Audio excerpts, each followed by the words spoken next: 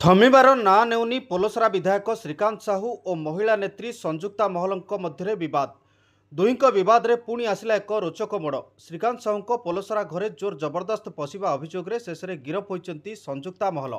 तेज पूर्वर पोलसरार विधायक श्रीकांत साहू विरोध में निर्यातनार अभियोग आनी राजधानी में हाईड्रामा करते महिला संजुक्ता महल। श्रीकांत साहू विरोध में निर्यातना और प्रतारणार अभियोग आनिथिबा बेले कौनसी कार्यानुष्ठान न हेबारु आउ थरे न्याय आशारे विधायकों विरोध में कार्यानुष्ठान और दंड विधान पाई महिला थाना रे जाई मामला रुजु करथिले। तेबे गतकाली हठात सकाळ समय विधायक श्रीकांत पोलसरा स्थित हाथीओटो बासभवन रे हठात एक गाड़ी रे आसी ओह्लाइबा परे जोर जबरदस्त घर मध्य पशि जाइतिले। दिन तमाम घर मध्य रहितबा बेले एहाद्वारा श्रीकांत परिवार वर्ग नाना समस्यार सम्मुखीन होते। पर एने श्रीकांत स्त्री गोलाप साहू थाना रे अभियोग करथिले। सेपटे अभियोग आधार एक मामला रुजु करी संजुक्ता गिरफ करी कोर्ट चालाण करिछि पुलिस। सेपटे श्रीकांत घरे पशिबा अभियोग रे संजुक्ता महल गिरफ होइतिबा स्पष्ट करिछि गंजाम पुलिस। तेबे गतकाली विधायकों ग्राम रे सांबादिक मानकु फोटो उठाइबाकू बारण करा जायतिबा मध्ये अभियोग होइछि।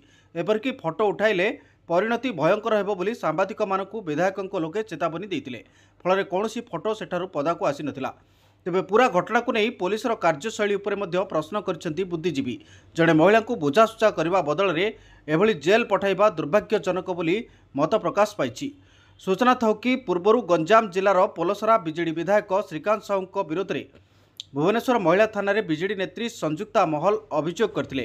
श्रीकांत साहू तांकु शारीरिक और मानसिक निर्यातना देइथिबा से अभियोग आनिथिले। श्रीकांत साहू 9 वर्ष धरी तांको सहित रहिबा तांको शारीरिक और मानसिक शोषण करी प्रतारणा करछन्ती। एपरिकि तांको मारिदेबार धमक देउछन्ती।